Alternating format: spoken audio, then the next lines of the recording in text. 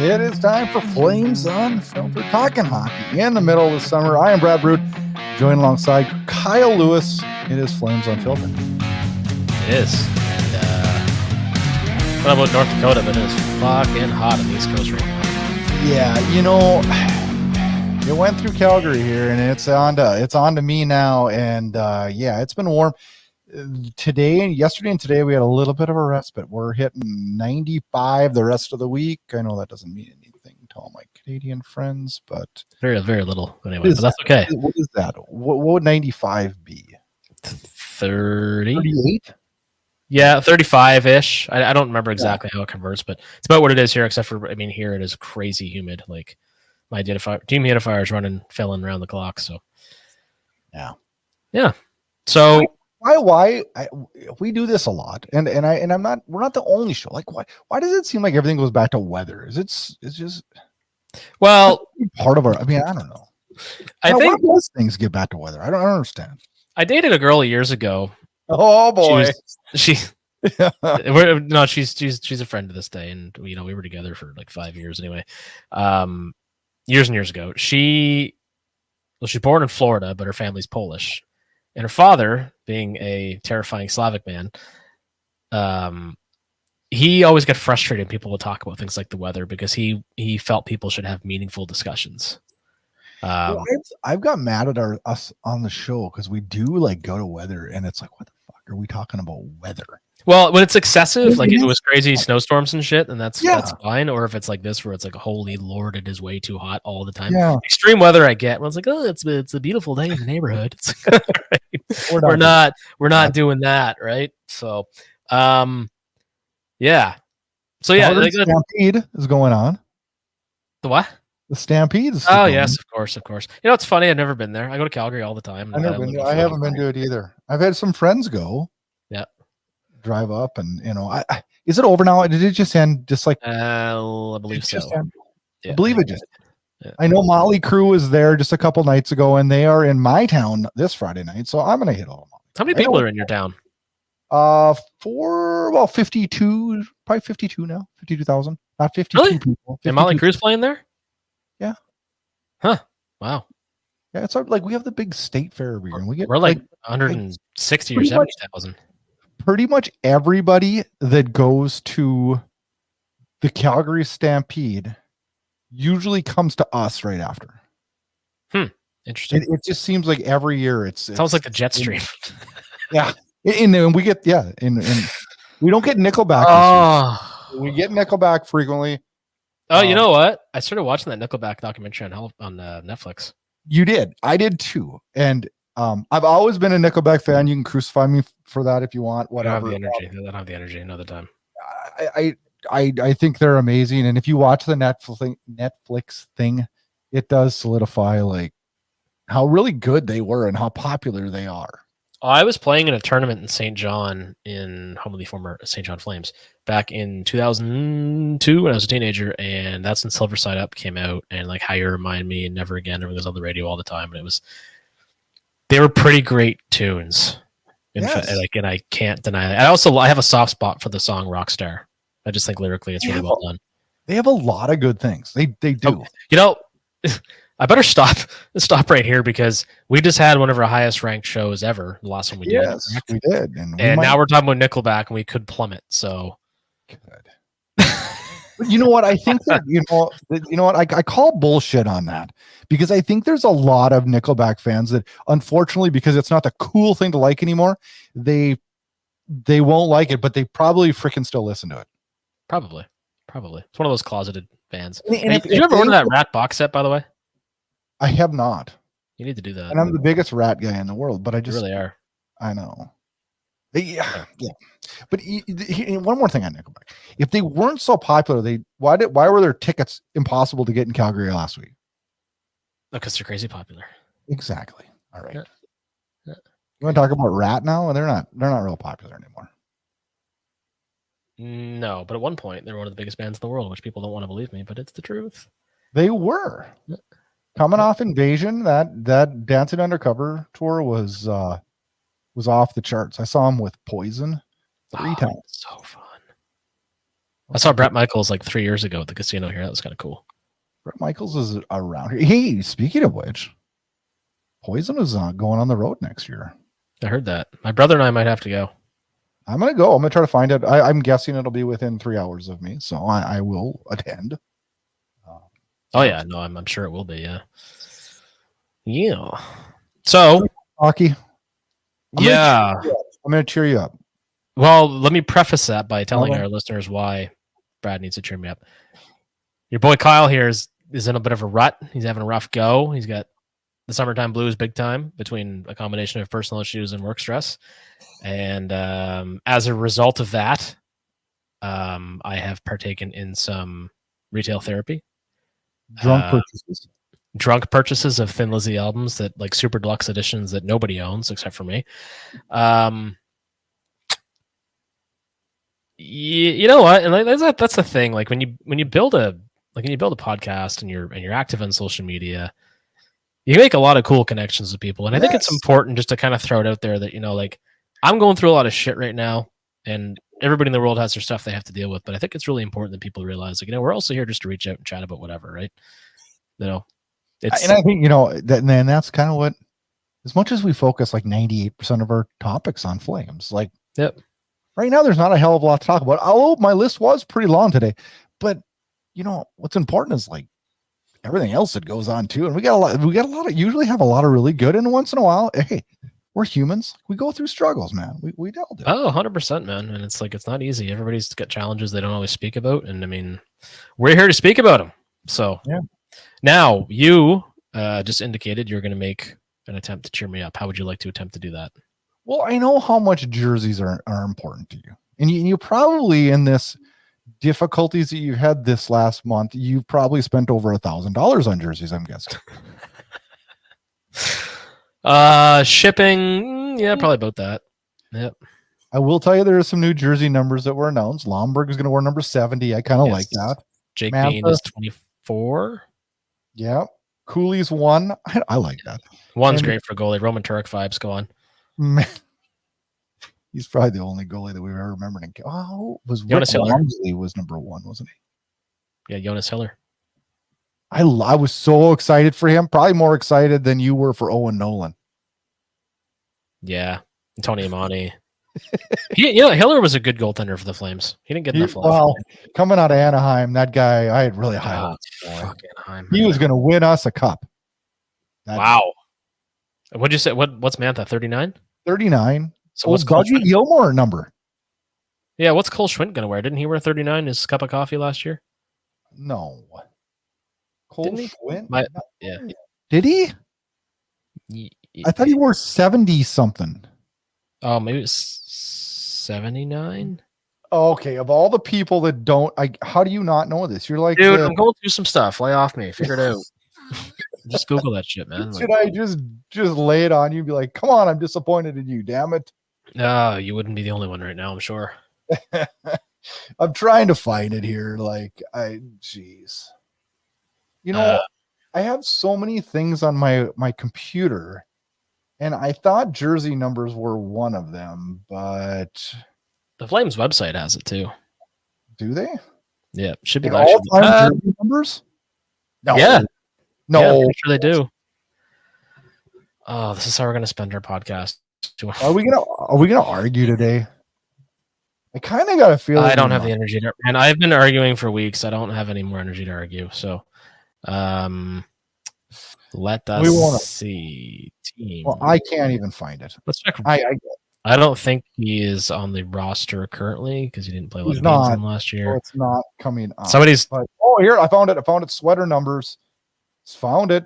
What number did you think he was? You thought he was 39? Yeah. These ads. 12 players have wore 39. Matthew Coronado was 39. Well, then he changed to 27 last year. He did. That was the last person to wear it.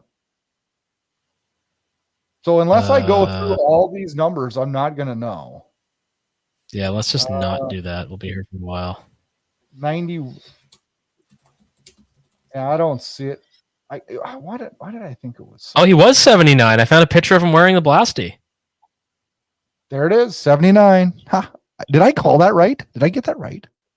I'm never right on jersey numbers. No, I got it right. Yeah, okay. All right. No, you got it right. I'm just fucking with you. Did I or did you? I don't even remember. No, you did. I thought 39, Mantha's number. I'm a liar. Anyway. All right. Let's before we get into the like balls and of the show. Should we call it? Well, that? we need to follow up with what we just discussed, right? Oh, jerseys. Yes. What did you buy? Come on, feed me your Amazon card. What do you got? It's not Amazon. Amazon. No, I know it's not. It's expensive. They're all bundled up. So looks like a blasty. Oh, yep, that is Maramanov, Blasty. Number 62. Very nice. You don't get much wear in the black ones, because you can't see the stick marks and stuff. So that's one. How many guys have wore 62? I know Andre Nazarov did. Yep.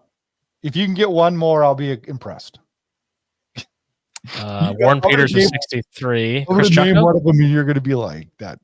Chris Chucko? Yes, you got another one. And you know who the last one is? Absolutely not. Pick that was a total flop. That could narrow it down for me, please. In 1999, Rico Fata wore it. Oh, I knew that. Fata or Fata?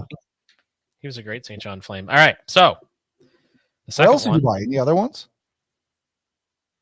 Okay, that looks like Heritage Classic. I like that.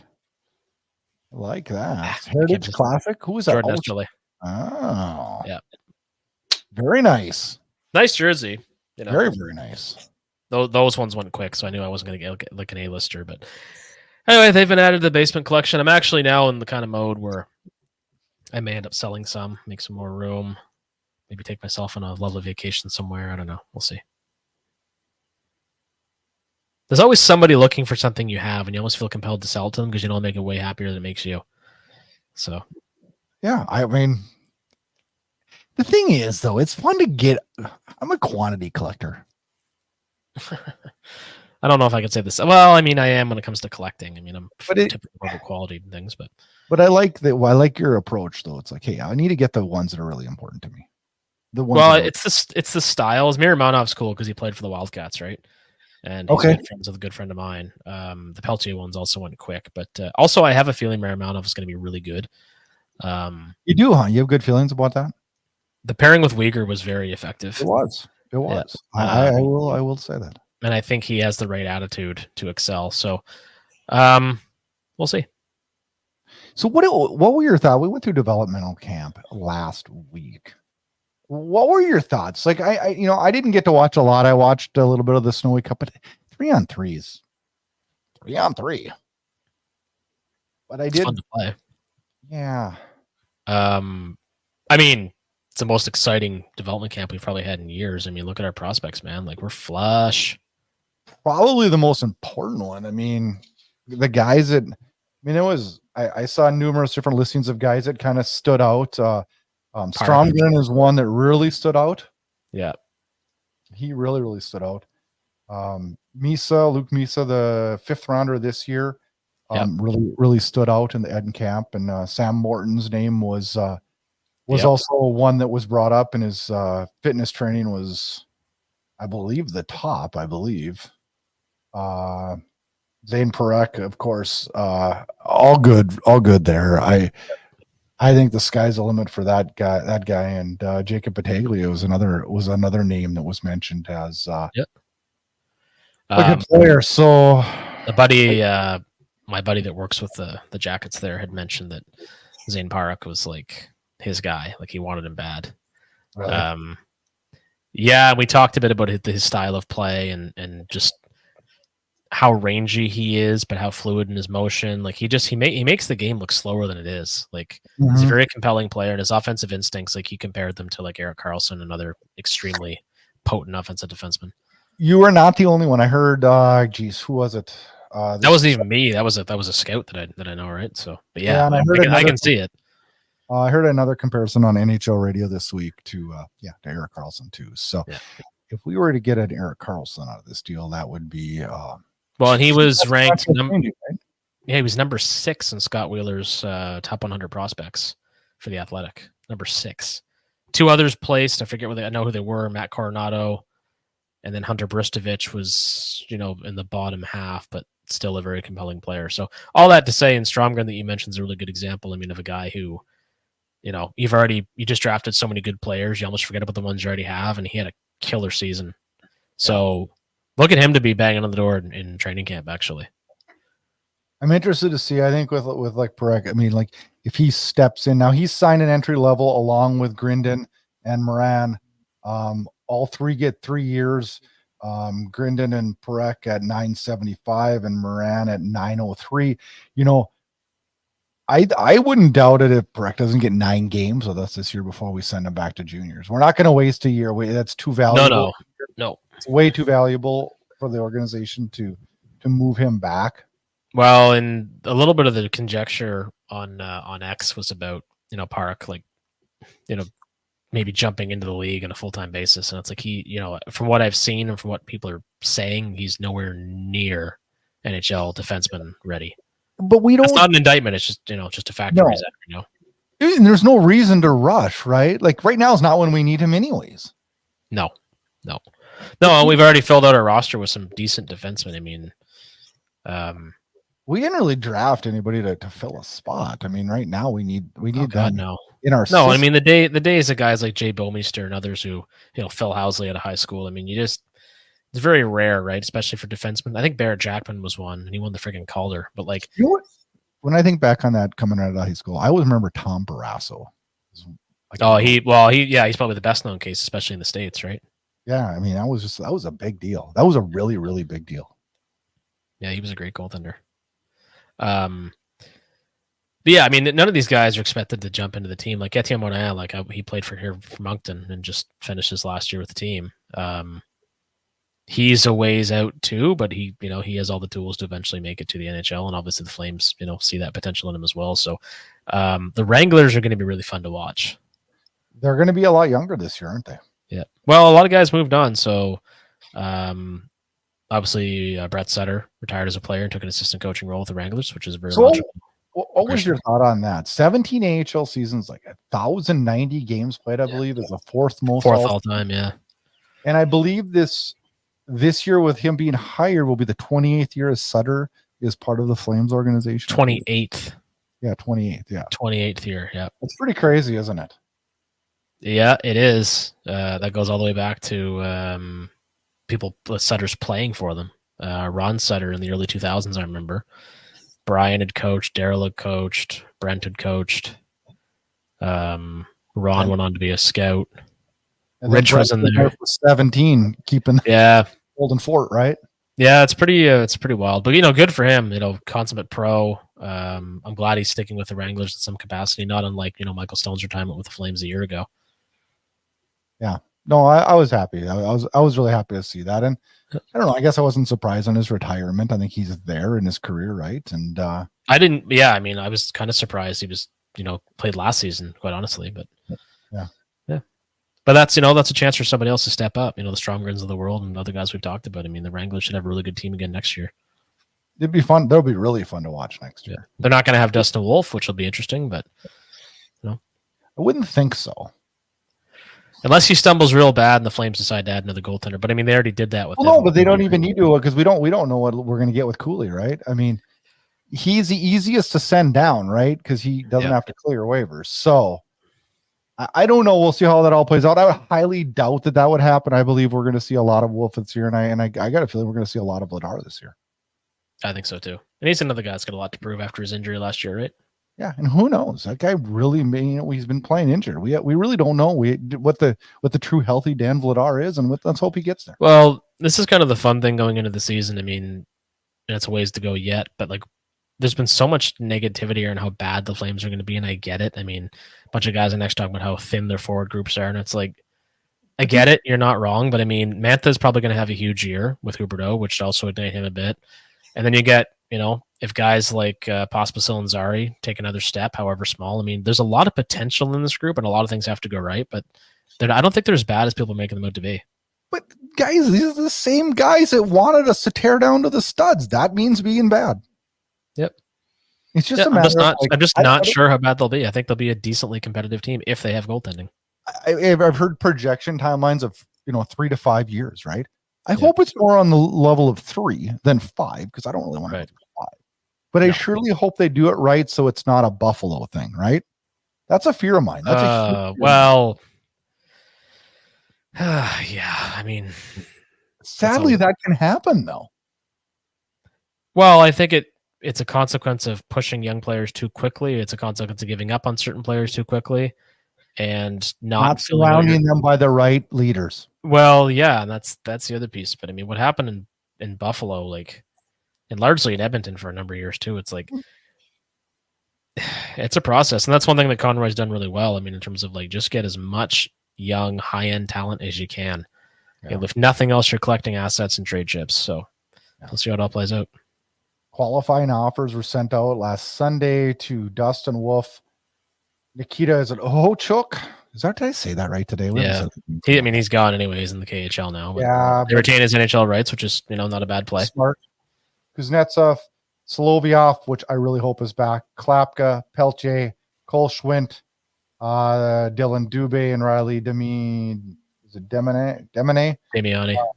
did not receive qualifying offers, so they will become unrestricted free agents. Well, and Dubé also signed in the KHL, so yes, he did. Which he'll doesn't surprise me. No, he'll be court ordered back at some point. So when did we hear on these qualifying offers? I thought it was the 15th we heard, but I haven't heard anything on the qualifying offers. I haven't heard a thing yet. Yeah, is it August?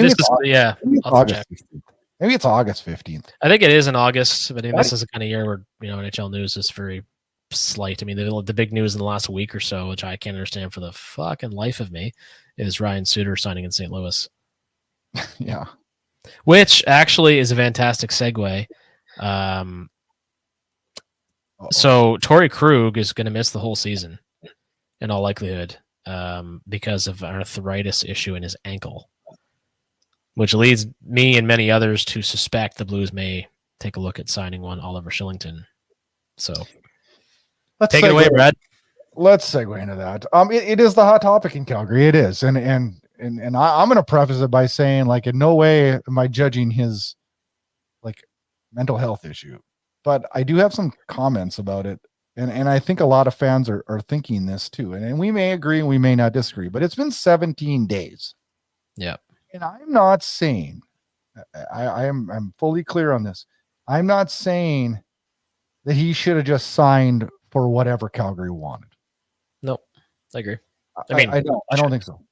But I also think that his agent, JP Barry, tried to pay a little hardball because I heard Steinberg reported on the 960 that another team offered up a 4-year deal that fell through.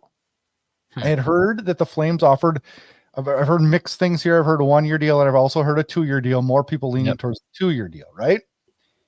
I don't know this for a fact, but I would dare bet the Flames didn't lowball him. I think it was probably a fair contract. Mm-hmm. Probably not an overpay, which they shouldn't do. But that being said, he's not signed with the Flames nor another team, which leads me to believe that JP Barry way outkicked his and out projected what the market value of him was. And okay, how do I say this politely? I wonder what this does for future people who have mental health issues. I don't know. The way I look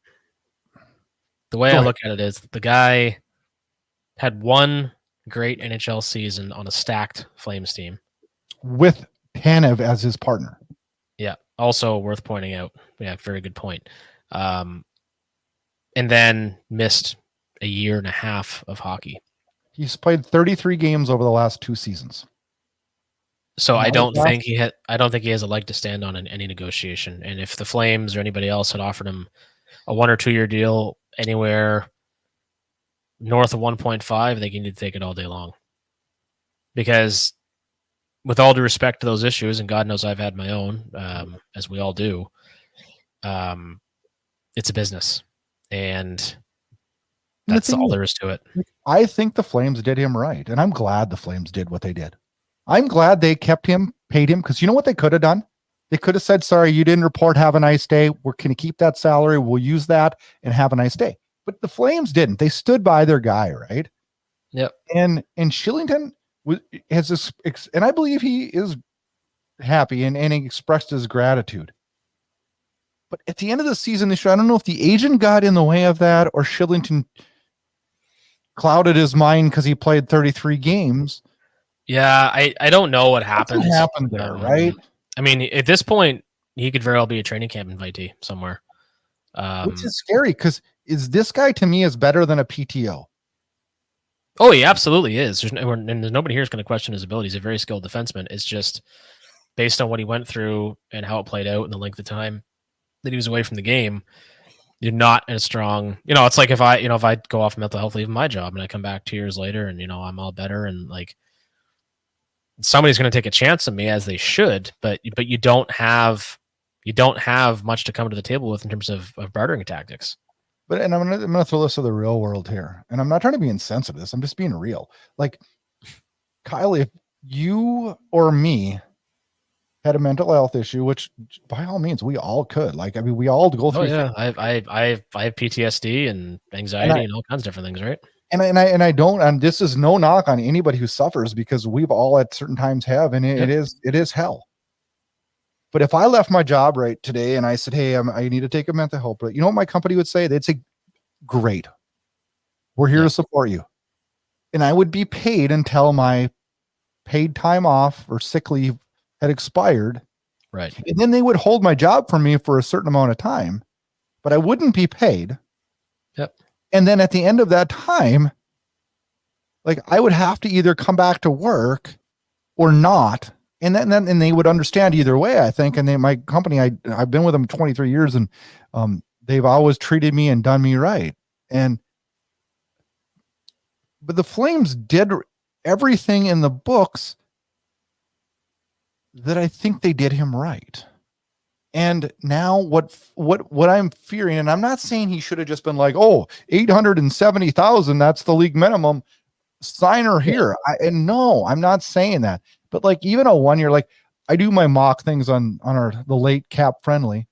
Mm-hmm. When I did mine, I penciled him in at I can't remember if I did 2 years at 2 million, which was high. But I did. And I wouldn't go more than 2 in my head mentally because it's like, well, this guy had to leave. Like, who's to say that this won't happen again? Mm-hmm. We have to protect this still is a business. You just said that. Yep. That's not a knock on him. It comes down to a very basic point. Nobody owes anybody anything. The Flames are, willing and happy to walk away from the situation, and so is Oliver Shillington. And I mean, it's kind of a shame based on how much patience they seem to show him that they couldn't come to an agreement. But yes. Shillington's got to find his money somewhere, however he can, wherever he does. And the Flames have to ice the competitive hockey team however they can, right? So, well, my thought is if they offered him a fair offer after what they did for him, if it's a fair offer, show your gratitude and take it. Yep. Yeah, right? But it's. Am I being wrong in saying that? Because I really believe though that like all of a sudden greed stepped into this, and I'm like, and I'm not saying his agent isn't telling him things or whatever, because that's an agent's job is to get full market value. But there is some extenuating circumstances in this one that, and you know what? Here's another thing. Name me another franchise that he could sign with that he doesn't have a runway to success better than the Flames. No, possibly St. Louis. I don't really know. I mean, at the end of the day, it can be one of those situations where things just break down and you have to make a decision about whether or not to move forward with it or to find a way forward. And both parties have to be willing to do that. And to some extent, one way or the other, there was a lack of willingness, or maybe the conversations in the spring were already kind of seemingly like, you know what, we're not really on the same page, or, we're going a different direction. We feel it's better maybe look at options elsewhere if they didn't like the offer they presented, But when he was accepting the Masterton, and they were talking about that, like It was sounding like there was a contract that was going to be signed any day. Didn't it sound like that? It I did. thought it was a formality. I really did. And I was Yeah. happy because I liked Oliver Shillington, and I wanted to give him a year or 2 year runway to really see what Oliver Shillington we have. Yeah. But you know what my biggest fear on this whole thing is? I thought the Flames handled it masterfully, and they took everything into consideration and handled it appropriately. But what I'm afraid is that every other owner in the league saw what happened here, and they get nothing back, and they kept him at free agency or at trade deadline. They said, no, we're going to stand by this guy. They didn't move him because he was a UFA like they did everybody else. They did him right. And then all of a sudden now they lose him for nothing. That's poor asset management if you look back on it in hindsight. And what I think was going to happen now is the next guy that says, I'm going through mental health issues. The owners are just going to say, I can't risk that anymore. Yeah, I don't know. It's such an isolated incident. I don't know. I'm not really concerned about that myself. I mean, I just treat it kind of like an isolated incident, and then it's on to the next thing. And I mean, we don't know what the next thing is for him at this point, but whatever it is, you remember Dylan Dubé said he was leaving for mental health. You know what? Hey, that's what's scary, right? That's what's scary, Kyle. Because you know what? There is bad people out there that are going to use this as a crutch, and the people who truly are going through things are the ones that's going to suffer. Yeah, but the truth always comes out. And that's exactly that happened with Dubé in the span of then, right? Yeah, but it's too late though, then, right? Yeah, but I mean, I don't know. Like again, like the landscape of the sport is changing. All this bullshit that's been going on with these sexual assault cases in terms of people being just atrocious human beings. It's all coming into the light. Yeah, and I hope it continues to do so. We see less and less of these types of things, and that the people that we see who make any sort of a claim to a mental health issue, truly, it's going to be legit. Yeah. I hope so. I don't know what happened with that. A lot of people speculate. A lot of people shamed the Flames, thinking they had to know. We talked about that months ago. But you know what? At the end of the day, these types of things are not going to be tolerated, and thank God for that. I was angry when that was because we all knew that Dylan was on the hot seat on this. And when he said it was mental health, I was angry. And I thought, geez, if anybody should beat his ass up in the locker room, it should be Oliver Shillington, right? Yeah. And who knows? Do you think there's any hope that Shillington signs? And would you want it? No, actually. I mean, they signed, Jake Bean, who I think still has a ton of potential at a young age. I think because it didn't happen as quickly as we all thought it would. I mean, I wouldn't be upset if Shillington returned, but I'm also kind of like, you know what? No, but you know what? You decided to go in a different direction for your own reasons, and you have every right to pursue that money and that opportunity.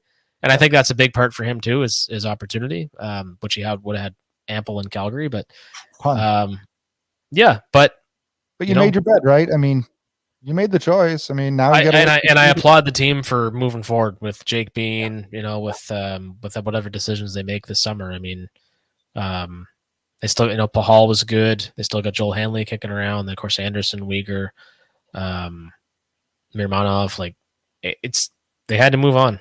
You know? And that's it's one of the hardest things in life to do, depending on the situation. It's like you gotta look out for yourself first, whether you're an individual or a hockey team. Let's switch gears here. You get the hockey news still? Yep. Digitally, which I prefer the hard copy because I'm old school. But anyway, I get the hard copy and the digital. It comes with a package. Nice. Yep. But anyways, I'm reading it the other day, and I see they have their awards, right? Mm-hmm. Did you notice their Cam Neely Award for Breakout Player? The winner was Lucas Raymond, but Yegor Sarangovich was the number 4 runner-up. Yeah, makes sense. He did have a breakout year. Now, where does this lead for him? Do you think he should be slotted in at center or wing next year? I prefer him as a winger. Me too. But we have such a dearth of center depth. He's going to be a center. Do you think so? Because there was even talk of Pospisil playing center too, which worries me. I don't like that. No, because Pospisil to me is far more effective as a winger because his responsibility is to run people over and collect the puck.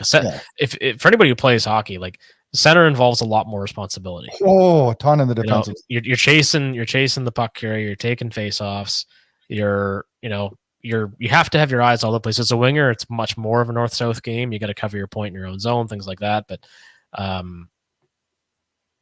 center is going to be Achilles heel. Is our answer for a center. I think he can grow into that position probably better than anybody else. I think so too. He's he kind of fits anywhere though, just the same. But the opening night roster is going to be interesting to see in terms of who lines up where and who is actually playing center. But because of a lack of options, I think you're going to see Sharon Govich plugged in there. Going to be an interesting camp though, isn't it? It's going to be a highly competitive camp. I suspect you're going to see probably 2 guys make the opening night roster, maybe not play, but be on the roster that you were expecting. And I do think William Strongman is going to be one of them. You do, huh? He was so good in the second half of the year of the Wranglers.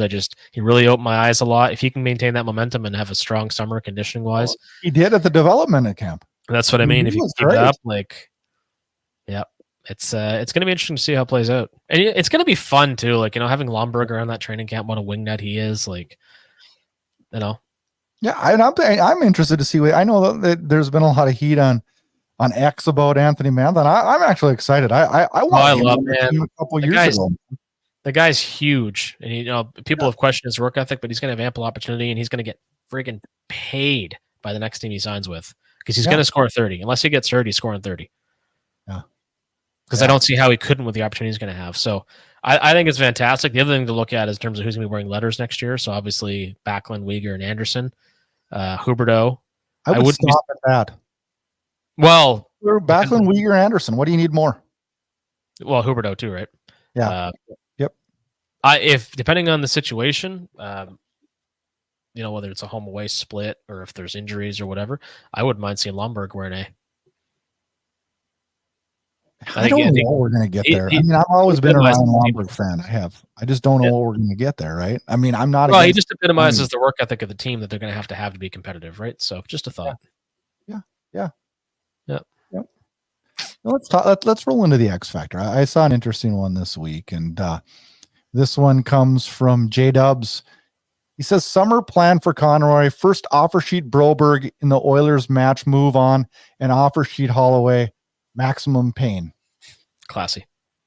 I like it. Let's talk about the Broberg thing, though.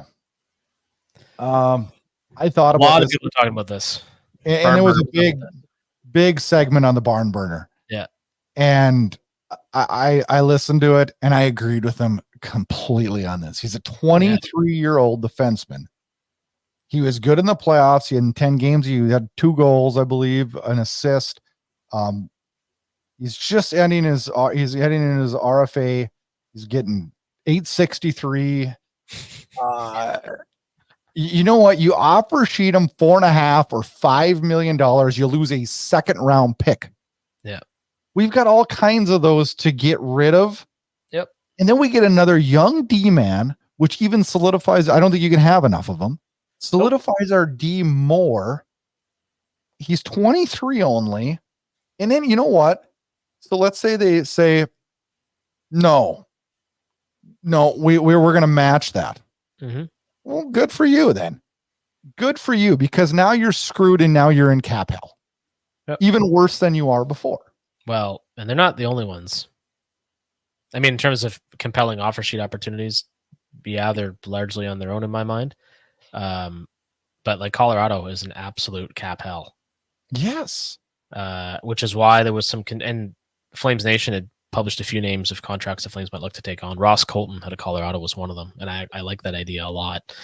But the only reason you wouldn't offer sheet Broberg is because Conroy might want to try and, even though it's Edmonton, might want to try and maintain the relationships he has around the league. I think in terms of his assets, though, I think you just do it. Quite honestly, you have to do it. You know what? He's a hero in Calgary right now. Do you know what hero he is in this city? If he freaking lays down an offer sheet to a young defenseman in Edmonton. Oh, speaking of offer sheets, did we ever talk about saving Sakic? Did you watch that? I did. I did watch it. That was a great watch. I did. 45 minutes. Any hockey fan needs to watch it. You will not believe what saved Joe Sakic playing in Colorado. Check it out. Yes, you have to watch it. You know, another one I just saw and I haven't watched it yet is the Henrik Lundqvist one. I did watch that. Is that good? Very good. kind of makes you appreciate him even more. Especially where I follow the West Coast, even though I live in the East Coast. Phenomenal goaltender, phenomenal human being, and his struggles were the way it ended in New York, his heart problem. Like, there's a lot of compelling stuff in that. A lot of compelling stuff. Yeah, I gotta sit down. I might do that. I might do that tonight and just Check it out, man. Check it out. Be a good watch. What else? The trade rumors going around. What do you think of that Capo Caco trade rumor to Calgary? What was the return again? What were they sending at Caco? I can't remember. I didn't even see I just saw that. Okay, it was a zero credible source. So oh yeah, well, but that's the thing. I mean, I take those with a grain of salt, but I saw that name like numerous times, So I was just thinking, what would I feel about that? And I thought, no. I like Caco. Would you do that? Sure. Give him a chance. Why not?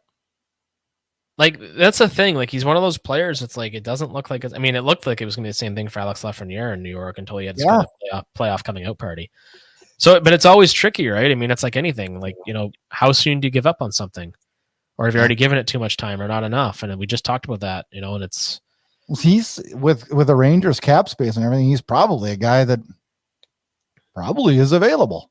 He's pretty expendable if I'm New York. But yeah, if I'm Chris Drury, I'm looking at a move to try and get a B plus or A level prospect in return, maybe a roster player. Like, he still has value, but I don't see him happening in New York. No. The only thing I don't think New York could take anything in return that had cap space involved. It might have to be a draft pick. Maybe so. And that's where this is going to get really interesting as we get into training camp, right? Teams are going to run out of time here pretty damn soon. What did they say? There's 14 teams over the cap right now. Am I wrong on that? No, I think that's what it is. It was a crazy number. It's a lot, and some of them it's going to be pretty easy for them to get below it, but for a few, namely Edmonton and Colorado, the two worst ones, I believe, they got to give something away with one of those contracts, right? Yeah. I don't know. They really do. I'd like it if we got Broberg. That would be good. Yeah, it would be. It'd be fantastic. It would expedite the rebuild a decent amount, I would dare say. I would say so too. Although we still are in dire need of that top line center, but maybe that comes in next year's draft. That's probably the most logical thing, right? Well, and it could come from within already. I mean, Sam Morton looks great with the Wranglers. After that signing, I mean, let's see what you just don't know. I mean, Conroy's done so many good things to stock the cupboards that there's always, and like I said, Stromgren again, who I keep talking about, like there's always surprises along the way, right? So, and we don't know what Cole Schwindt's going to bring to the table this year. Yeah, it's been a lot said about him recently too. But yeah, how we look at prospects, and before they're drafted, we're like, that guy's a top line center, and then after they're drafted, it's like, well, he could be. Well, but look at all the prospects we have, though, and I'm not just saying us. It's like a lot of teams. It's like we expect that instant gratification, and it's really tough. Was that a Booz and Tuna reference? Hey, you like that? Nice. Well done. I didn't do that on purpose, but yeah, way to call that out, Yeah. I don't know. The perception always changes in the developmental path. I mean, unless you're a Connor Bedard, McDavid, Nathan McKinnon, another worldly talent, you don't know, right? You don't. That's what makes it fun, though, too. I mean, as much as busts suck, it's like then you got to pivot and come up with something else, or maybe you have a guy like Mark Giordano who, was undrafted, right, and became a Norris winner. Like, there's always that kind of thing. So you have to draft good, but you have to get lucky too. Oh, 100%, man. And you got to put the team as well as the player has to put the work in. Players don't develop on their own. I mean, they have these coaching staffs at every level, these conditioning coaches, like all these people that are involved to make them who they are. But at the end of the day, you have to want it. And if you don't, it ain't going to happen. What did you think of the announcement today about the arena? I'm surprised we hadn't touched on that yet. It's been coming for a while. It's actually kind of funny they're putting up that new scoreboard in the dome right now. I know the backdrop NMAX energy board is. It's not going to the new arena too. They said. Oh, that's funny. Well, of course, by then, I mean the technology will be even better here again, right? Hey, I'm glad for the announcement. The city of Calgary needs it. The team needs it. I mean, if you've been in any other NHL rinks, it's an antiquated building. It's like the dome is charming. We've often talked about it. I love it. But it's time. Yeah, it's time. $926 million event center. Sounds like Monday they'll unveil the renderings. 18,000 seats, includes a community rink, an indoor and outdoor event plaza. Going to be 2 blocks north of the Saddle Dome, where the massive Cowboys tent is currently being dismantled. That's according to Eric Francis. Construction to be completed 27-28. Yeah. In time for that season. Yep. It'll be ready for my 40th birthday. You want to hear a sad story? I had nothing but sad stories. What's another one? I turned 50 a year ago. And for my 50th birthday, about 5 years before that, prior to that, when I was 45, I told my wife, I said, that was when the arena talk started, right? I told my wife, I said, for my 50th birthday, I want to go to the Flames game in the new arena. Well, I'm 51 going on 52, and we still don't have a shovel in the dirt yet. So when's your birthday anyway? Why do I not know that? End of November 26th. Really? Yeah. When's yours? December 1st. We're pretty damn close. Yeah. Celebrate that son of a bitch together. We'll go. Yeah. Well, what's halfway between Minot, North Dakota and Moncton, New Brunswick? Halfway? Yeah, maybe like Thunder Bay, Ontario, or something. Probably Thunder Bay, Ontario. Yeah. Would be sweet. We're gonna go to North Bay Battalion game together. Yeah. Oh Lord. Oh. Well, what do we got going the rest of the summer? We got Young Stars in Penticton. September preseason kicks off September 22nd, I believe.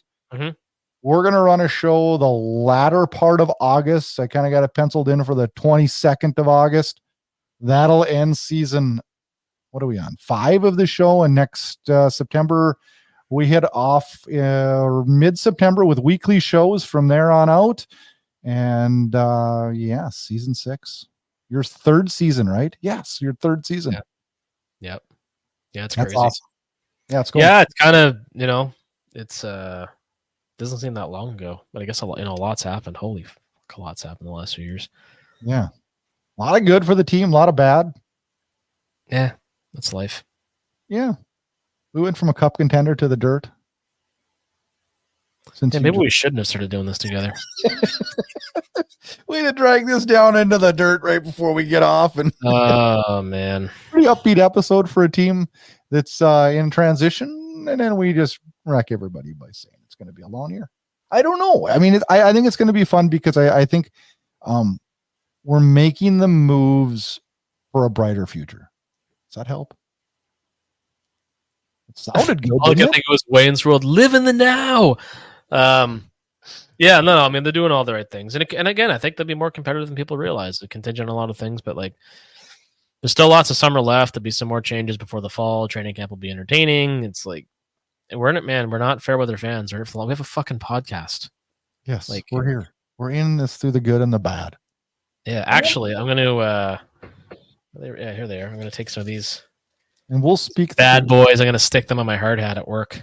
All right. Got some stickers and some promo cards there. And yeah, we're going to have all kinds of new stuff. We're going to come out with some new clothing this year too, some sweatshirts. So let's get some sweatshirts going. Yeah, absolutely. Some more hats. We got a whole bunch of different plans for this season 6. And Kyle and I are going to sit down here in a couple of weeks and kind of brainstorm some new ideas for next year. So I'm excited to get things going. We do have one more show in August before the new season kicks off. And then we'll be back and you'll be listening to us on a weekly basis. We hope. And if you have ideas, by all means, share them. Yes. You can DM us on the socials. And Cool. Did we miss anything? I don't think we're missing it. We rattled through everything we needed to talk to. Well, that'll do it, Kyle. You have a good rest of your July. And of course, any breaking news for the Flames, we will step in with an emergency show, of course. And enjoy your break from home. I'm gonna try, man. You do the same. Try to make the most of your summer and see us on a weekly basis before you do that. Terrifying. All right, Flames fans, enjoy your summer. We'll talk soon. Later.